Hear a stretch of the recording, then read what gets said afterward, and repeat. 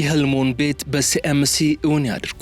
ውበትና ምቾትን በአንድ ላይ ከድሪም ቢልደርስ ሪል ስቴት በከተማዋ ተመራጭ በሆነችው ሲኤምሲ የተባበሩት ኮምፓውንድ አፓርትመንቶችን ለሽያጭ አቅርበናል። ሙሉ ክፍያ ለሚከፍሉ የ30 በመቶ ታላቅ ቅናሽ አዘጋጅተናል። የ10 በመቶ ቅድመ ክፍያና የ50 በመቶ የባንክ ብድር ማመቻችተናል። ባለ አንድ መኝታ 73 ካሬ በ720 ሺህ ብር ቅድመ ክፍያ ወይንም በ30 በመቶ ቅናሽ በ5.3 ሚሊዮን ብር ጠቅላላ ክፍያ።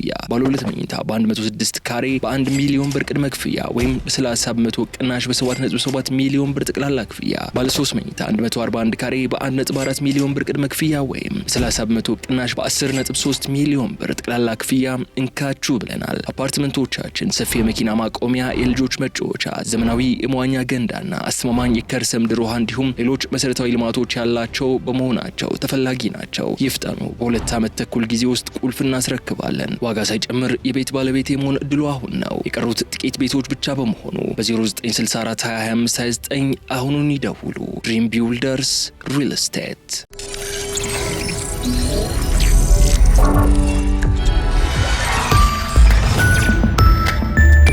ይህ አዋዜ ሰበር ነው።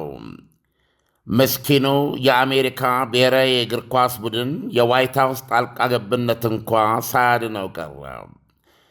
አውሮፓዊቷ ቤልጅግ የሌላ ኃያሏን አይናፋር ቡድን 4-1 በጀራፍ ጠብጥባ ወደ ሩብ ፍጻሜ አለፈች።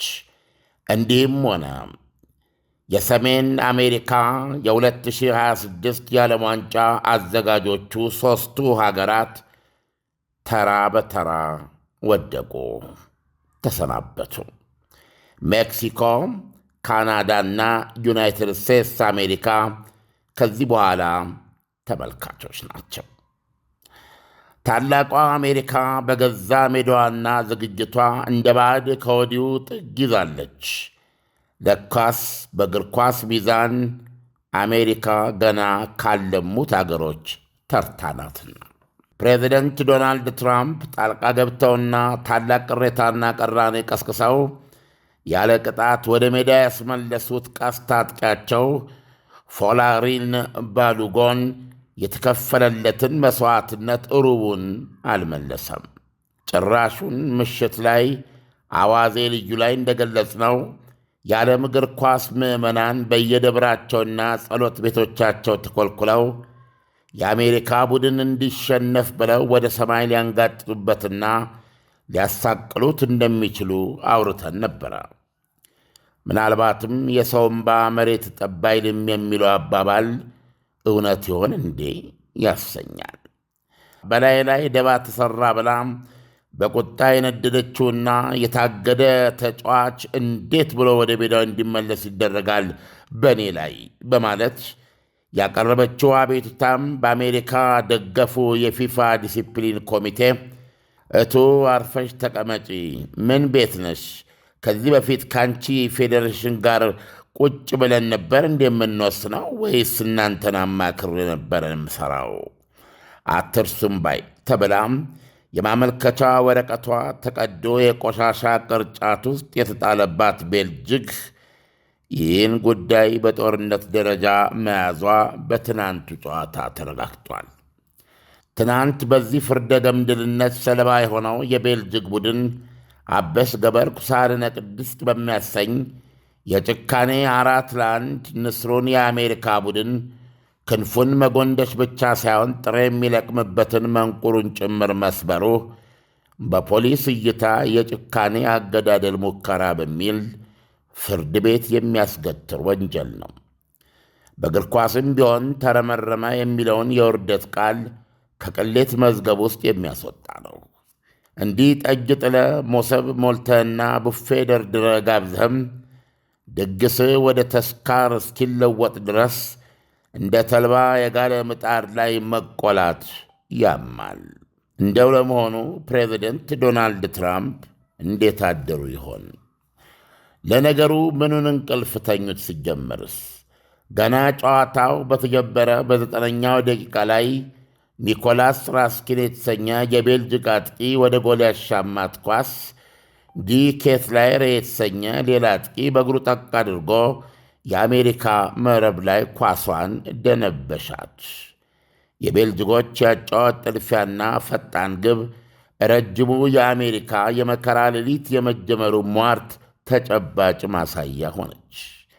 የአሜሪካ አየር ኃይል ቢ2 ጠልቆ ቆፋሪና ምሽግ ገልባጭ የሌሊት ወፍ መሰል ገዳይ ጢያራ ተነስቶ ዝመት የማይባልበት ጦርነት ነበር አሜሪካን የገጠማት።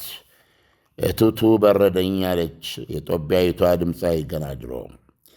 ይሁንና እሳት ላይ እንደወደቀ ላስቲክ ወኔዋ ጭርምትምት ብሎ የቆየችው አሜሪካ ጨዋታ ውስጥ ለመቆየት የሚያስችላት ቁልፍ ጎል 31ኛው ደቂቃ ላይ ቀንቷት ነበረ። ከዛ በኋላ ያለው ሊወራ አስፈላጊ አይደለም። ምክንያቱም ቤልጅጎች በቀረው የመደበኛ የጨዋታ ክፍለ ጊዜ 3 ተጨማሪ ጎል ጠቅጥቀው ትቢያ አለበሷት። እስካሁን በጀግንነት በቶ የነበረው የአሜሪካ ቡድን በዋይት ሃውስ ጣልቃ ገብነት ተወዳጅነቱን በአንድ ጀንበር አጥቶ አታላይነሽ አንቺን አታላይነሽ ተብሎ እየተዘፈነበትና በቤልጅጎች የጎል በላ እየተረመረመ ታሪኩ በዚህ አሳዛኝ መልኩ ተጠናቋል። ይብላኝ ለዶናልድ ትራምፕ። በተረፈ የፖርቱጋልና የስፔን ጨዋታ እንደሚጠበቀው በስፔን አሸናፊነት 1-0 ተደምድሟል። ስፔን እንደለመደችው ለዋንጫ ግስጋሴ ወደ ሩብ ፍጻሜ ስታልፍ ክርስቲያን ሮናልዶ ስሙ በዓለም የናኘ ተጫዋች ተሸክማ ፖርቱጋል በየ4 ዓመቱ ትመጣለች እንጂ አንድም ጠብ የሚል ነገር ሰርታ አታውቅም። አንዳንድ ሰዎች ዕድለኞች ናቸው ወይም ቅጥረኛ ተጫዋቾች ብቻ ናቸው። እንደ ሀገር ያላቸው ፋይዳ ይሄን ያህል ሆኖ ሳለም ስለ እነሱ የሚነገረውና የሚሰጠው ጭብጨባ ግን የጨረቃ አቧራ ያስነሳል። ለፖርቱጋል ስሙ ነው የተረፋት። ኢሳያስ፣ የፖርቱጋልና የስፔንን ጨዋታ ማየት አላስፈለገኝም። ምክንያቱም ውጤቱ አስቀድሞ የታወቀ ነው። ስፔን 1-0 አሸንፋለች። በጣም የሚገርመው ያው በዚህ ዓለም ላይ አስደናቂው ነገር ይሄ ነው። ክርስቲያኖ ሮናልዶ በዓለም ላይ እየዞረ የሚጫወት የኃላፊነት የተወሰነ የግል እግር ኳስ ኩባንያ ነው እና በአሁኑ ሰዓት ሳውዲ አረቢያ ውስጥ በመጫወት ላይ የሚገኝ ልጅ ነው እና ገንዘብ በባሬላ የሚደፋለት ምናልባት ቢሊዮነር ደረጃ እስከ መሆን የደረሰ እድለኛ ልጅ ነው። ይሄ የግል ሕይወቱ ያስቀናል። በጣም ጥሩ ነው። ሁላችንም እንደ ክርስቲያን ሮናልዶ ብንሆን ደስ ይለን ነበር ኢሳያስ። ነገር ግን ክርስቲያን ሮናልዶ የሚባል ተጫዋች ላለፉት ከ2 አስርተ ዓመታት በላይ ስሙ ገኖ እና ለሱ የሚሰጠው ጭብጨባ የጨረቃ አቧራ እስኪያስነሳ ድረስ በመላው ዓለም የጦፈ ነው። ለዚህ ነው ትልቁ ተከፋይ የሚሆንበት ምክንያት። ነገር ግን አዘይነው ዘዴይ ታሪኬን ልጻፍ ብሎ ሲቀመጥ ግን ፖርቱጋል 1 ዋንጫ ይበላች ሀገር አይደለችም፣ የዓለም ዋንጫ ነው። አዲስ ዓመት አዲስ ነገር ከሌለው ምንን አዲስ ዓመት ሆነ? ሁልጊዜም እንደምንለው ከደንበኞቻችን የምንፈልገው እርካታን ብቻ ነው እንላለን። ለአዲሱ ዓመት ደግሞ ከእርካታ ጋር ታላቅ ደስታን ጨመርንበት። ሽልማት እንደ ሁልጊዜው የወደዱትን አዘው ከወዳጆቹና ከቤተሰቦ ጋር ውብ ጊዜን እያሳለፉ 250 ድርሃምና ከዛ በላይ ተጠቃሚ ሲሆኑ የዕጣው ተሳታፊ ይሆናሉ። ኩፖኑ ላይ ስምና አድራሻውን ሞልተው በተቀመጠው ሳጥን ውስጥ ይከታሉ። ኦንላይን ለምታዙ ደንበኞቻችን ትዕዛዙ ከ250ና ከዛ በላይ ከሆነ ኩፖን አብረን የምንልክ ሲሆን ሞልተው በዱከም ሬስቶራንት በሚገኘው ሳጥን ማስገባቱን አይዘንጉ። ዕጣው የሚወጣው የአይፎን 17 ፕሮማክሱ ኦገስት 8 ሲሆን BYD ሶንግ ፕላስ ብራንድ ኒው መኪና ደግሞ ሴፕቴምበር 12 ይሆናል። የዱባይ ኢኮኖሚ ዲፓርትመንት ፍቃድ የሰጠው የመንግሥት አካል በተገኘበት ዕጣው የሚወጣ ሲሆን በዱከም የሶሻል ሚዲያ ገጾች ላይ በቀጥታ የሚተላለፍ ይሆናል። አይተው ነክተው ዳሰው የመጀመሪያውን ሰልፊ ተነስተው ዕድልዎን ያሳምሩ። በዕጣው ተሳታፊ ለመሆን 250 ድርሃም ወይም ከዚያ በላይ ተጠቃሚ መሆን፣ ለእያንዳንዱ 250 ድርሃም አንድ ኩፖን ይቀበሉ። የኩፖን ብዛት ገደብ የለውም። ብዙ ሲጠቀሙ ብዙ ዕድል ያገኛሉ። ሕግና ደንቦች ተፈጻሚ ይሆናሉ። ምግብ በልተው መኪና የሚሸለሙ ከሆነ ከዱከም ውጭ የት ይመገባሉ? ለሁሉም ውድ ደንበኞቻችን መልካም ዕድል እንመኛለን። ዱከም ዱባይ። ምናልባት የአውሮፓን ዋንጫ አንድ ያሸንፋ ሊሆን ይችላል ወይ? ይህንንም ጉግል ማድረግ ቀላል ነው። ለዚህ መድከም አልፈልግም። ምክንያቱም ያ በክርስቲያኖ ሮናልዶ ምክንያት ነው ብሎ መናገር አስፈላጊ አይደለም። ስለዚህ ተጫዋቾችን እንዴት ነው የምንመዝናቸው? በአንድ አደረጃጀት ውስጥ በአሰልጣኞች፣ በክለቦች፣ በኃላፊነት ባላቸው አካላት በተዋቀረ ቡድን ውስጥ አንድ ጠጠር ሆኖ መጫወት አንድ ነገር ነው፣ በራሱ ትልቅ ነገር ነው። ጎል አግቢ መባል ማለት ነው። በተረፈ እንደነ ሜሲ ግን የሀገርህን ኃላፊነት ወስደህ የሀገርህን ማሊያ ወስደህ ካንተ በፊት የነበረው ዲጎ አርማንዶ ማራዶና ያደረገውን ሀገርህንና የሀገርን የስፖርት ባህል፣ የሀገርን የእግር ኳስ ባህል፣ የእግር ኳስ ታሪክ፣ የእግር ኳስ ጀግንነት በዓለም አደባባይ ለማሳየት ኃላፊነት ወስዶ መጫወትና በጨዋታም በኃላፊነትም ጣራ ነክተህ ለድል ማብቃት እና በ11 ተጫዋቾች ውስጥ አንድ ጠጠር ሆኖ ማገልገል፣ የሆነ ቦታ ላይ ሆነ ጎል መቀርቀብ፣ ነገር ግን አጠቃላይ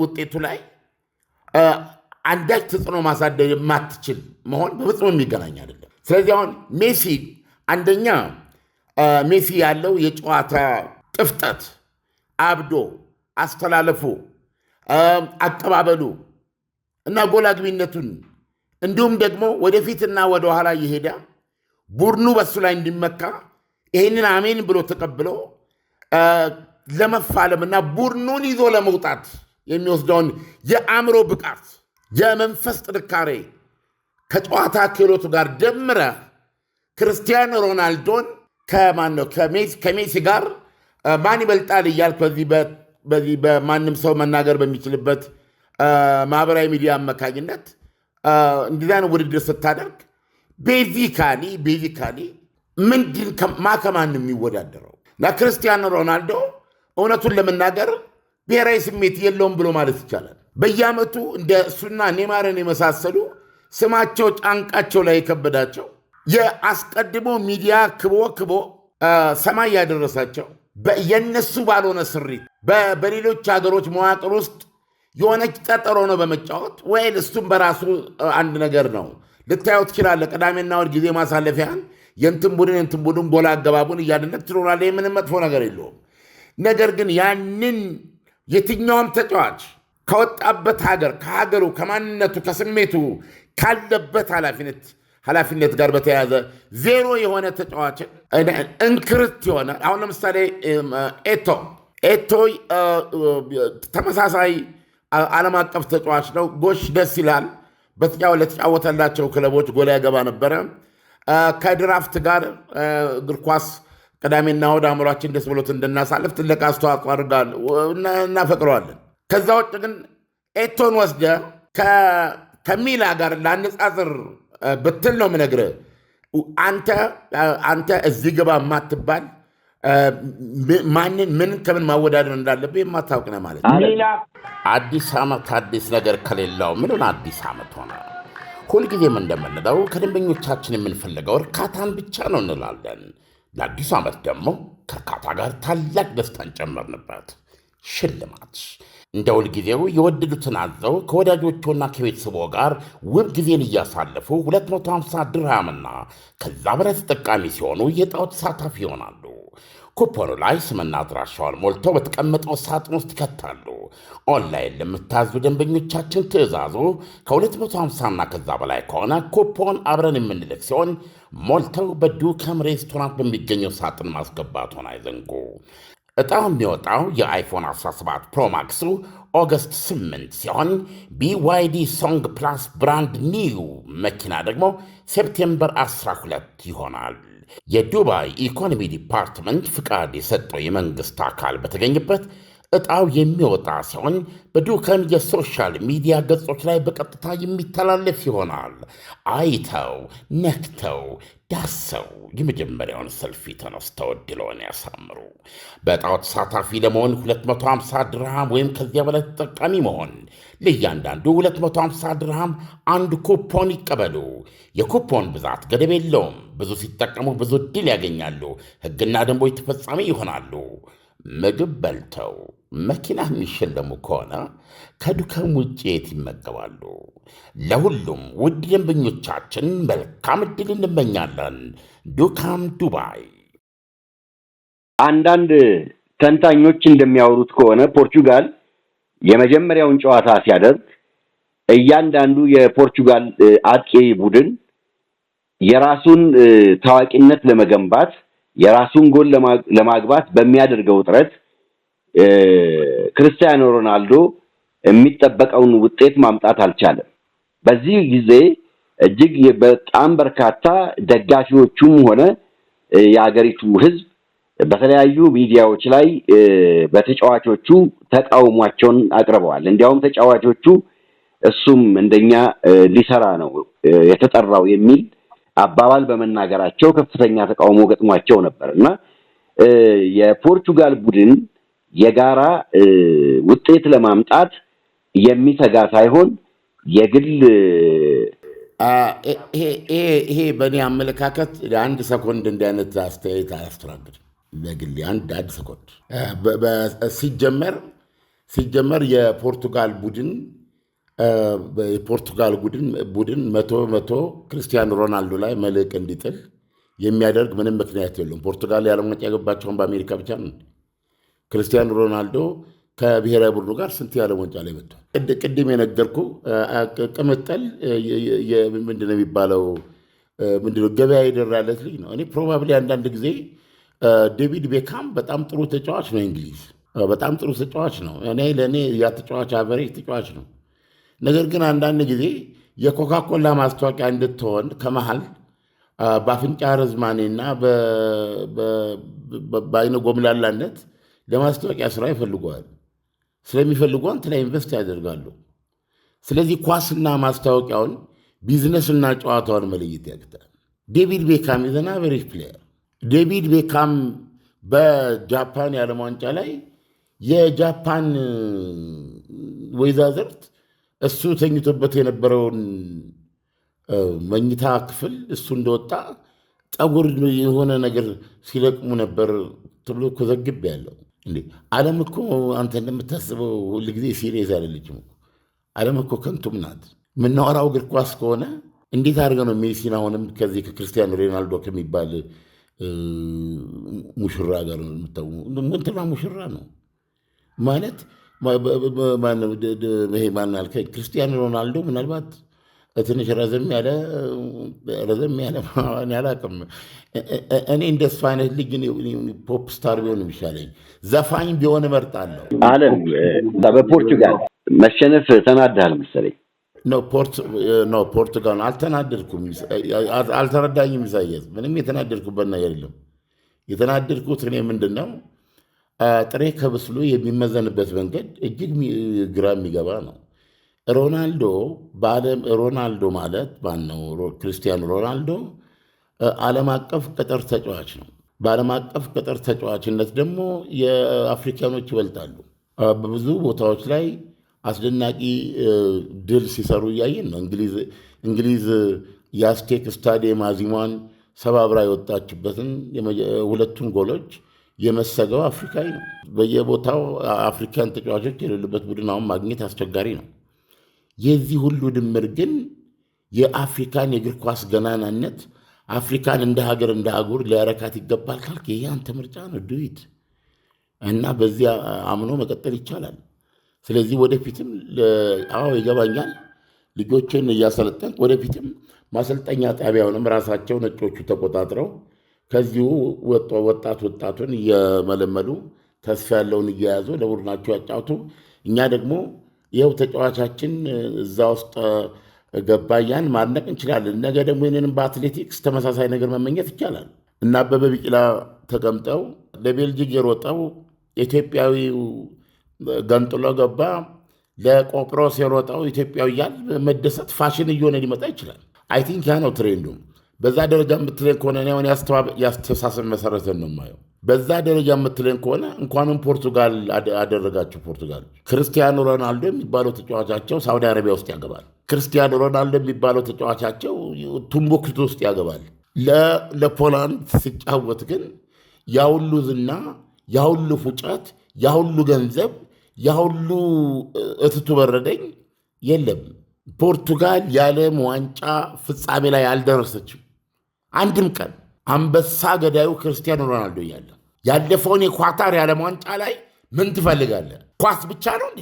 ሜሲ ከሱ በፊት የነበረው የዓለም ጀግና ማራዶና ዋንጫው የአርጀንቲና ዓመቱ የማራዶና ይሆናል ብሎ ይሄ ነው በችሎታ መተማመን፣ ይሄ ነው ሀገር መውደድ። ከሀገር ጋር ያልተገናኘ እንክርት ዓለም አቀፋዊ የእንግሊዝ የንግድ ስትራቴጂ ውስጥ ገብተህ ለምታደርገው አስተዋጽኦ ለሚከፈል በዛ ደረጃ ካየ በሌሎች መዋቅር ውስጥ ገብተህ የአንድ ጠጠር ሚና ስለተጫወት ክርስቲያኖ ሮናልዶ ሰማይ የሚነካና እነ ሜሲ ጋር የሚወዳደር ከሆነ ሀገራቸውን በትከሻቸው ተሸክመው ለክብርና ለማድረግ እያበቁ በግላቸው ደግሞ በዓለም አቀፍ ጨዋታ ላይ የናኙ እነሱ ጋር ቡድናቸው ክለባቸውን ለውጤት ይዘው መውጣት ቻሉ። ድርጅቱ ያላቸው የመንፈስ የአካል በጣም ብሮድ የሆኑ ተጫዋቾችን ከክርስቲያኖ ሮናልዶ ጋር ባላንዶር የምትለውን ሽልማት በየዓመቱ ከመውሰድ አኳያ ኤኒ ውሳኔ ፊፋ ውስጥ የሚሰጠው በሆኑ ሰዓት ፊፋ 90% የስፖንሰሮችን ፍላጎት እየጠበቀ የሚንቀሳቀስ ነው። ይህንን የዓለም ዋንጫ ያዘጋጅበት መንፈስ እንኳ ሲታይ ገንዘብ ለመሰብሰብ ያደረገው ነው። ይሄ የዓለም እውነታ ስለሆነ የመበሳጨት ያለመበሳጨት ጉዳይ ሳይሆን የክርስቲያኖ ሮናልዶ ዝናው ይቀጥላል። የሆነች አስተዋጽኦ አድርጎ ወደ ሀገሩ ይመልሳል። አደባባይ ላይ እንደ ኔይማርና እንደ ክርስቲያኖ ሮናልዶ ትንሽ እንባ ታሳያለህ፣ አገርን የምትወድ ትመስላለህ። ዜሮ ነው። ስለዚህ የ82ቱን ብራዚል እናውቀዋለን። የ82ቱ ብራዚል እነ ጁኒየር እነዚህ የት ነው ያሉት? ኢታሊያን ጨዋታ ፉትቦል ምን እንደሆነ ብራዚል እኮ ከምትታወቅበት የፉትቦል ገዥነት የፉትቦል ክህሎት እኮ እየወጣች እኮ አይደለም። ኔይማር የብራዚል ብሔራዊ ስሜት ግሽበት ከመሰረታት ከታወነ ብራዚል በሌላ በምን አውቃታለሁ? ዋይ ሹድ አይ ኬር አባውት ብራዚል? ስለ ብራዚል እማቀው ፔሌን ነው። ስለ ብራዚል እማቀው ብራዚልን ኳሷን ነው። ብራዚል የትም ቦታ ብትደርስ ይሄንን መሰረታዊ መገለጫ ማንነት ብራዚል እንዴት ኢንተርቴን ሳታደርግ ካለም መድረክ ጠፋለች። ኤኮ ፔሌ የቆረቆረው እኮ ነው። ኤኮ ጥቁሩ ሰው የቆረቆረው ነው። ኔይማር ምንድን ነው ለብሔራዊ ቡድኑ የነበረው አስተዋጽኦ? ነቲንግ። ነገር ግን ስለሱ የሚያላዝኑ በዚህ በቲክቶክ በእያንዳንዱ ሰው ኖ አይደለም፣ እንደዚህ አይደለም የሚመዘነው። ኔይማርና ክርስቲያን ሮናልዶ የዚች ምድር ሃፒስት ጉብሎች ናቸው።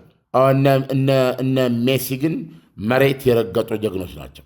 ለክፍለ ዘመን ልታወራቸው የምትችላቸው የኳስ የጥበብ እና የብሔራዊ ኃላፊነት ምሳሌ ናቸው። ይኸው ነው ኢሳያስ።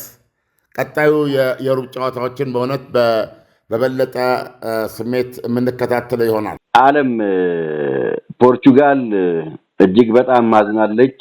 አንተም እንዳልከው ክርስቲያኖ ሮናልዶ በእንባ ነው የወጣው። በእርግጥም የመጨረሻው የዓለም ዋንጫ ውድድር ስለሚሆን እጅግ በጣም አሳዛኝ ነበር። ለእኔ አሳዛኝ አይደለም። እኔ ይሄን እንባ ለምጄዋለሁ። የክርስቲያኖ ሮናልዶን እንባ በየቦታው ነው። ምናልባት ይሄ የበለጠ ለሚቀጥለው ግጥሚያው ትልቅ ዋጋ የሚያወጣለት ነው። አላዘነም ልል አልችልም፣ ያዝናል በሆነ መንገድ። ግን አይ ቲንክ ፖርቱጋል የፈለገችው እንባ አይደለም። አንድ አጋጣሚ ብቻ አይደለም። ፖርቱጋልን ይዞ ለዓለም ስንት ጊዜ መጥቷል። መሸነፍ ደግሞ ያለ ነው። በዚህ እየወቀስኩት አይደለም። ነገር ግን ከሜሲ ጋር አወዳድሩኝ አይበለም።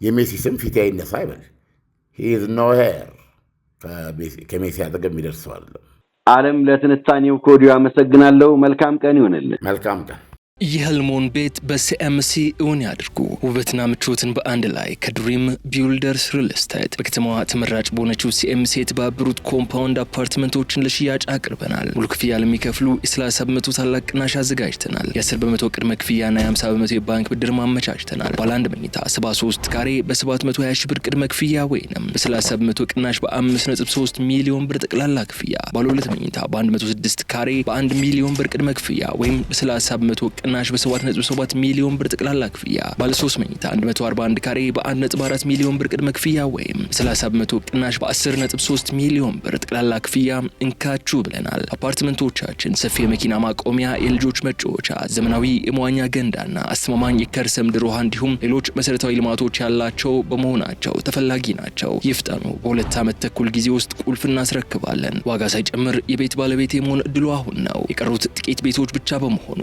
በ0964 2529 አሁኑን ይደውሉ ድሪም ቢልደርስ ሪል ስቴት